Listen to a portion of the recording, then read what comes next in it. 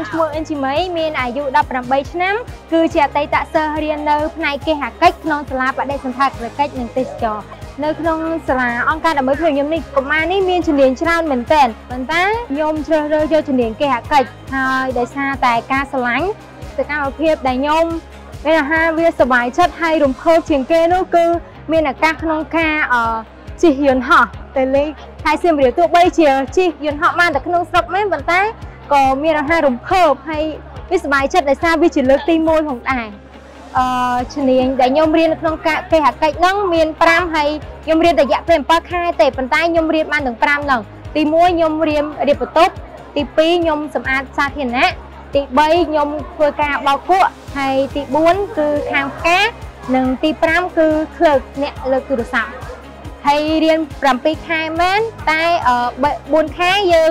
រៀនអនុវត្តផ្ទាល់នៅក្នុងសាលាគឺដិតដល់ខ្លាំងមែនតើលោកគ្រូអ្នកគ្រូគាត់យកចិត្តទុកដាក់ហើយនឹង3ខែទៀតយើងចុះទៅ internship នៅខាងក្រៅហើយពេលដែលយើងចុះ internship ហ្នឹងគឺលោកគ្រូអ្នកគ្រូគាត់នឹងដាក់ទៅអូតែដែលល្អមិនថាទីក្រុងភ្នំពេញឬក៏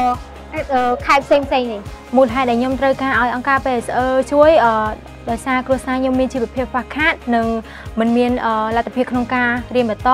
ខ្ញុំចូលអង្គការ PSE ហ្នឹងមានរយៈពេល2ឆ្នាំហើយខ្ញុំចូលដំបូងគឺក្នុង FSD ហើយសម្រាប់ប្អូនខ្ញុំនិងគ្រួសារខ្ញុំគឺជាសិស្ស EE បច្ចុប្បន្ននេះខ្ញុំធ្វើការនៅលើកប៉ាល់ហ្នឹងខ្ញុំគឺជាបុគ្គលិកផ្នែកគេហកិច្ចហើយខ្ញុំទទួលបន្ទុកធំជាងគេគឺផ្នែករៀបបន្ទប់ហើយនៅពេលការរៀបបន្ទប់គឺខ្ញុំ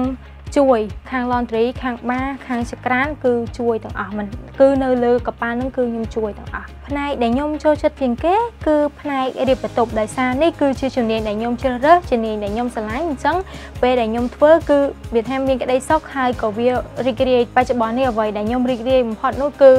មានឱកាសការងារដែលល្អហើយបងដែលធ្វើការមួយយកចិត្តទុកដាក់មើលថែហើយមានអាចនិយាយថាមានថវិកាក្នុងការផ្គត់ផ្គង់គ្រួសារឲ្យមានជីវភាពធូរធារហើយក៏អាចជួយខាងសាលាក្នុងការទៅបញ្យល់ប្រាប់សិស្សប្អូនណែនាំសិស្សប្អូននិងបានជួយលោកគ្រូអ្នកគ្រូបន្ថែមទៀតគម្រោងថ្ងៃអនាគតគឺខ្ញុំចង់ក្លាយទៅជា supervisor or manager មិនថាក៏នៅលើអូតាលើគោកឬក៏នៅលើកប៉ាល់ក្នុងនាមជាសិស្សច្បងខ្ញុំចង់ផ្ដាំផ្ញើទៅសិស្សប្អូនទាំងអស់ដែលបានទស្សនាវីដេអូនេះថាពេលអ្នកនរគ្នាជ្រើសរើសជំនាញសូមជ្រើសរើសជំនាញតាមក្តីស្រឡាញ់តាមសមត្ថភាព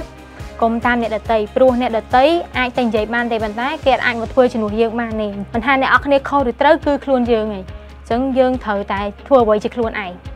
អរគុណអ្នកនរគ្នាខ្ញុំឈ្មោះហុងអៀតខ្ញុំ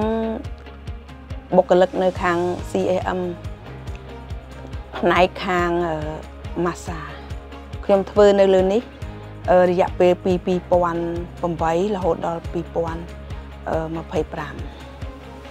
តែប៉ុណ្ណឹងតែខ្ញុំក៏បានណែនាំទៅខាងកូនសិស្សរបស់ប្អូនហ្នឹងគឺខាង housekeeping ចំណុចដែលខ្វះខាតគឺខ្ញុំណែនាំប្រាប់គាត់ថាកន្លែងនេះទី1អត់ស្អាតកូនត្រូវធ្វើអញ្ចេះកន្លែងនេះអត់សូវស្អាតទេកូនត្រូវរៀបចំអញ្ចេះឡើងវិញអញ្ចឹងគាត់គឺតាមខាងខ្ញុំទាំងអស់គាត់អត់ដែលឆ្លើយថាទេគឺខ្ញុំប្រាប់អីគាត់គឺគាត់ធ្វើតាមយើងទាំងអស់អញ្ចឹងវាលឿនណាការងារទាំងអស់ហ្នឹងគឺគាត់ចាប់យកបានទាំងអស់ហ្មងណាខ្ញុំសូមផ្ដាំផ្ញើទៅដល់កូនសិស្សទាំងអស់សូមឲ្យយកគំរូតាមសេមីព្រោះសេមីគាត់ជាអ្នកតស៊ូអញ្ចឹងគឺគាត់អត់មានដែលដូចថាខុសបំណងខាងខ្ញុំជាបុគ្គលិកចាស់ឯណាអញ្ចឹងសូមសិស្សទាំងអស់ឲ្យយកគំរូតាមសេមីសូមអរគុណបាយបាយ